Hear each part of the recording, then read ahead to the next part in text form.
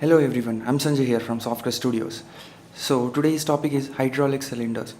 So this is just a content session where I'll cover what are the things I'm going to explain in this series.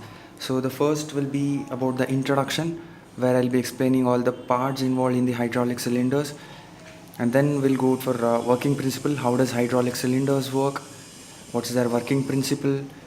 Then classification. So there we'll discuss what are the classifications, hydraulic cylinders, and based on what things it is classified, all the categories which comes under hydraulic cylinder.